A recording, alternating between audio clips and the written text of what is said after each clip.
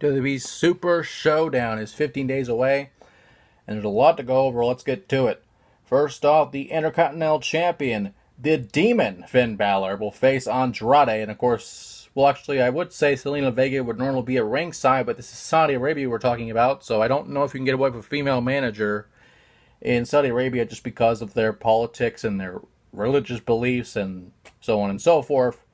So Andrade might actually be alone in this match, much like we saw him alone at the Money in the Bank match, ladder match rather. So it'll be interesting to see what happens there.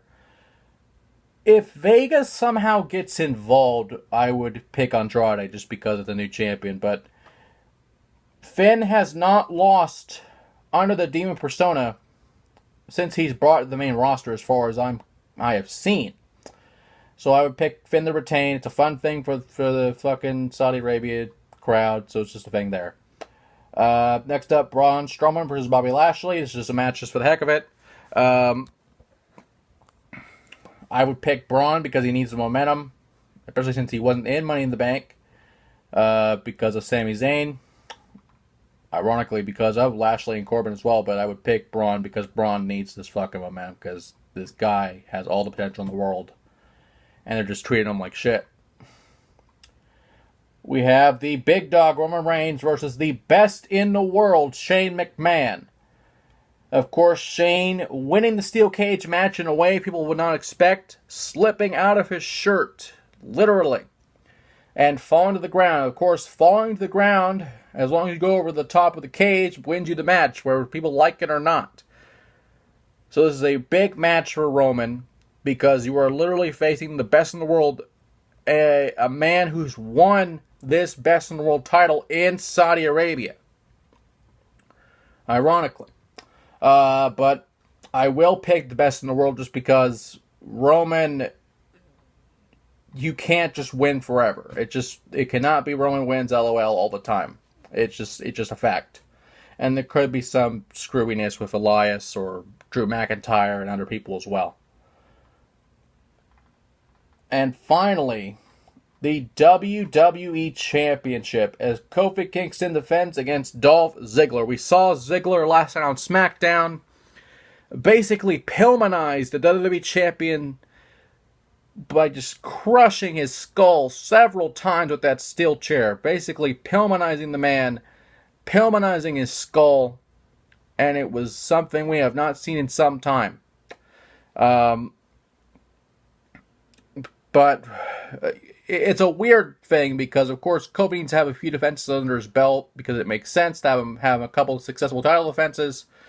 But Dolph Ziggler is a guy that has not held the WWE Championship. He's been a former world champion, but if anyone deserves this title as much as Kofi, it would be Dolph, in my opinion. So I would pick Dolph to win it just because you can keep the thing going for a little while up to SummerSlam. Maybe even Survivor Series if you want to keep going that long. But for that to happen, Dolph has to win and Kofi has to chase the belt, in my opinion. However, there is the option of the Beast in the Bank, Brock Lesnar, cashing in his boombox, which is fucking great, by the way. Him just carrying it around like a fucking boombox is just wonderful to me. But with this wild card rule, Brock Lesnar has the opportunity to cash in at either championship, either the WWE Championship or the Universal title. We'll find out more about that next week, but for speculation, because we don't know his answer yet, if Brock were to change his mind, say he goes for the Universal title, and changes his mind, I would not be surprised if we saw Brock Lesnar cash in on both of these men for the WWE Championship. I would not be surprised at all if that happened. And that'd probably be the first time Brock's held it since, what, 2014, 2015 even? Probably been maybe less than that. I don't recall, but it's been a couple years at the least. A title that he's kind of made relevant over the past few months, over the past few years. Even back in 2003, 2004, but, we will see what happens with Brock and his magic boombox. We will see. And we will also see who will be in this 50-man battle royal. They have not announced any people as of yet, but it will be a 50-man battle royal. We will see what happens there. And if anything else happens, including the 24/7 championship being defended on the show, which I would not be surprised if it just defended all over Saudi Arabia, because that would be a thing they would do, we will let you know.